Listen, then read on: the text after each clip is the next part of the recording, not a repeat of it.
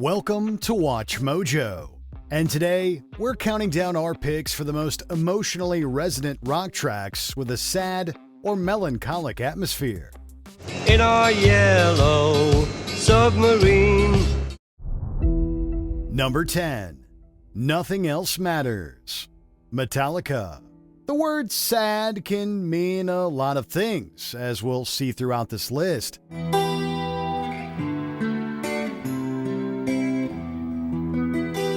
In the case of Metallica's Nothing Else Matters, sadness is evoked in a way best called contemplative. The song's open construction is of the barest bones variety, utilizing an open string arpeggio that can basically be played by anyone.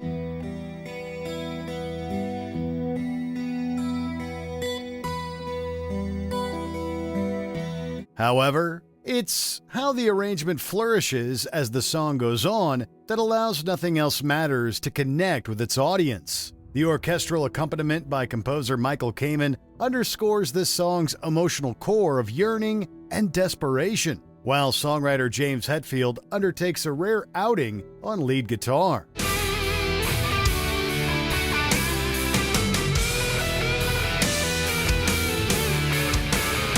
It's subtle but wonderful stuff. Number 9.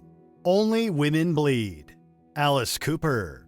The world of 1970s arena rock was largely one of bravado and not of emotionally available storytelling. Man got his woman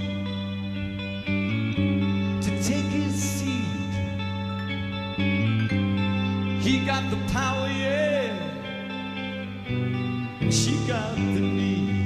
This is partly why Only Women Bleed from Alice Cooper was such an outlier in its day. The shock rock legend tackles the difficult subject of marital strife in a manner that feels remarkably sensitive, particularly compared to Cooper's peers. She cries alone at night too often, and I smoke and drink, I don't come home at all. Only Women Bleed never shies away from discussing just how sad and depressing a life lived under these terms can be for anyone. The song feels simultaneously like a confession and a warning, and Alice wouldn't stop there with regard to writing emotionally resonant ballads.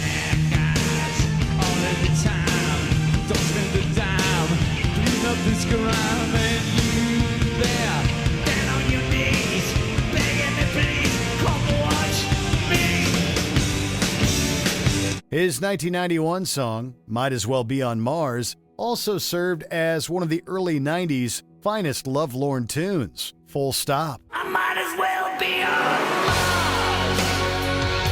You can't see me. I might as well be the man on the moon. You can't hear me. Number 8. Last Kiss. Pearl Jam.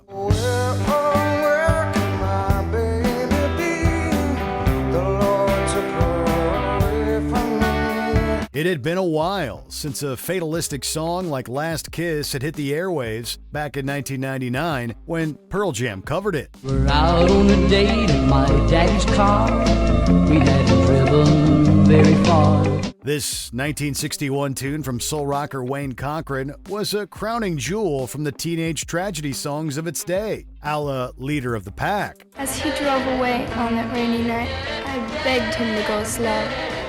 Whether he heard, I'll never know. Look out, look out, look out, look out! Pearl Jam's version retains this raw desperation of a car ride gone horribly, horribly wrong, particularly within the vocal delivery of lead singer Eddie Vedder. The lyrical material may be morbid and depressing, but that is typical with this type of song, and Pearl Jam nails the sincerity required to make their take on Last Kiss feel enduring and vital.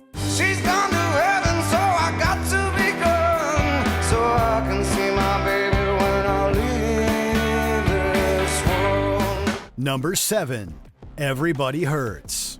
R.E.M. It's a chorus that everyone knows and to which all can relate. When your day is long and the night Everybody Hurts from R.E.M. was one of those songs from alternative rock's halcyon era that felt like it was everywhere, and with good reason. Don't let yourself go. The tune captures the 90s grunge and college rock crowd's desire for musical sincerity, particularly in the wake of the comparatively vapid, emotionally nebulous power ballads of the 1980s. Well, everybody hurts. Everybody Hurts just strikes a resonant chord within us, uniting listeners via its melodicism and poignant lyrics. It's arguably the best-known hit from R.E.M., and this definitely isn't a bad thing.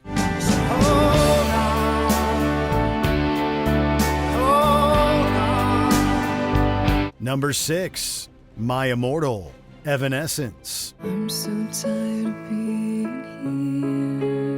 It ultimately doesn't really matter if you're listening to the demo version of My Immortal by Evanescence that appeared on their debut album Fallen, or the re-recorded band version. Both tunes will make you cry. These wounds won't seem to heal.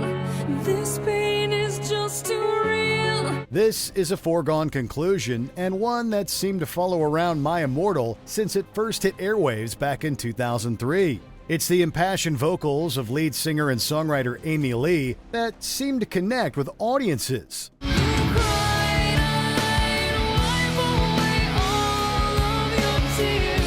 This is a feat at which Lee always excelled, and My Immortal's rather stark arrangements allow the richness of her voice to shine through. Meanwhile, the band version rocks out near the end for a little emotional release, but both versions of My Immortal contain plenty of pathos.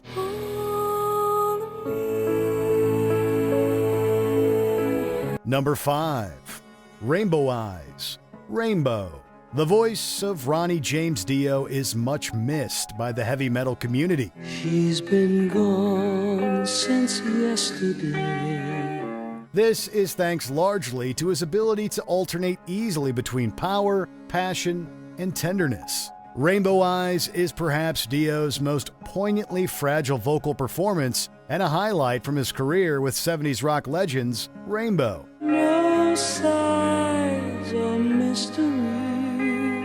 The song possesses great guitar work from Ritchie Blackmore and some wonderful orchestration, but who are we kidding? This is the Dio show, full stop. She lay cold in the sun. The man's tender singing lends some emotional heft to Rainbow Eyes and makes it stand out from so many other classic rock songs of the day. We just can't make it through this one without some waterworks happening, and we're okay with that.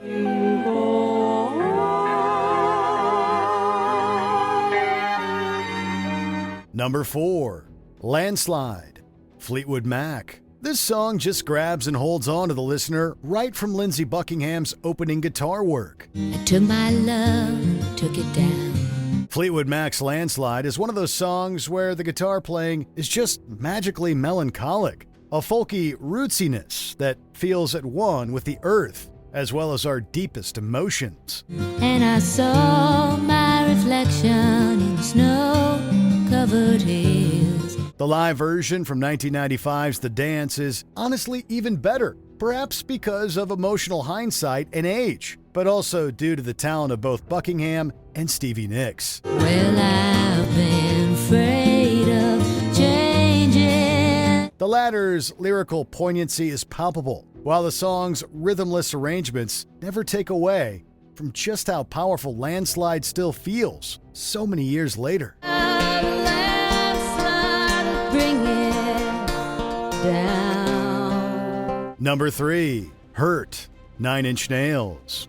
There's no denying that Johnny Cash's cover of Hurt from 2002 was a transformative, powerful version of this song from 9 Inch Nails. I hurt myself today. Yet, there's a darkness at play within Trent Reznor's original that remains unique. Focus on the pain. Reznor managed to make the industrial music genre sound commercially viable, which is no mean feat. He did so through songs like Hurt, a grand and evocative ballad that sounds practically cinematic in scope. Reznor sounds intentionally vulnerable, while the creepy piano accompaniment lends Hurt a vibe all its own.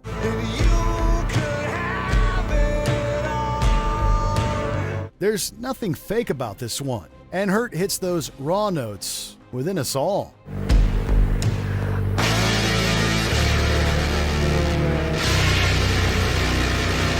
Number 2, The Show Must Go On, Queen.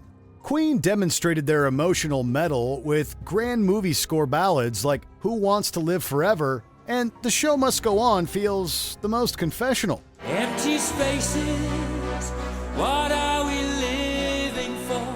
This was a song written and recorded near the end of Freddie Mercury's life, and the band seems very aware of this fact. As a result, The Show Must Go On feels simultaneously celebratory, reflective, and tragic. Whatever happens, I leave it all to chance. Mercury's vocal in particular sounds ragged in the best possible way. A powerful performance from a dying man still very much in charge of his talents. My soul is painted like the wings of butterflies. It's virtually impossible to not get choked up listening to The Show Must Go On, especially knowing the struggles through which Mercury was going during its recording.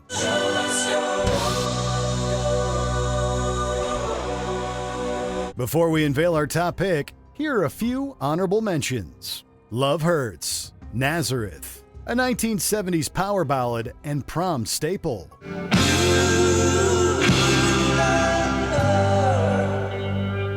Space Divest, Dream Theater, a haunting, progressive powerhouse.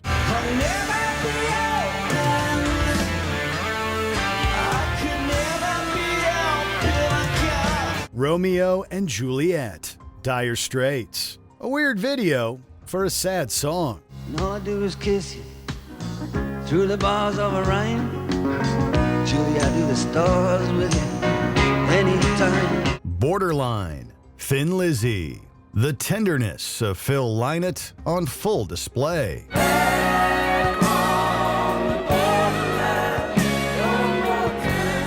Soldier of Fortune, Deep Purple, David Coverdale's wistful, bluesy melancholy. But I feel I'm growing older,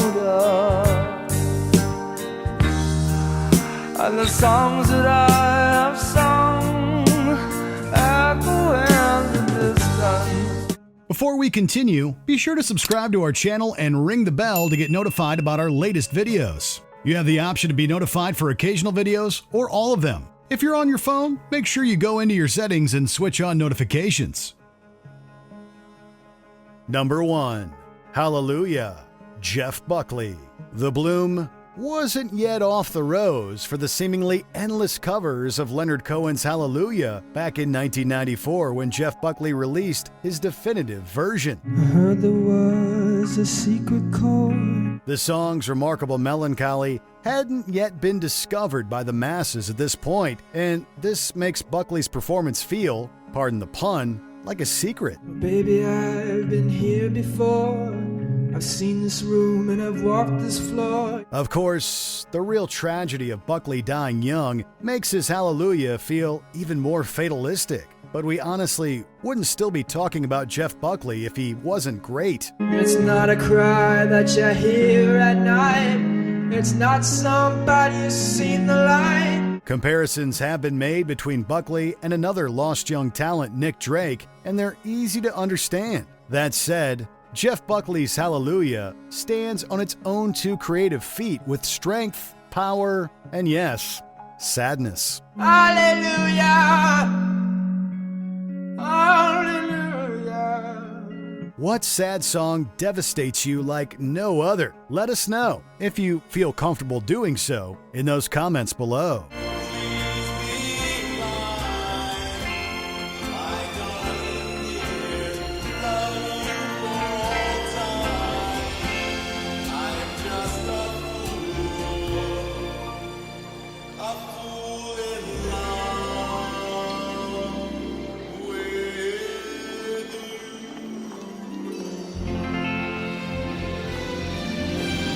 Did you enjoy this video? Check out these other clips from Watch Mojo, and be sure to subscribe and ring the bell to be notified about our latest videos.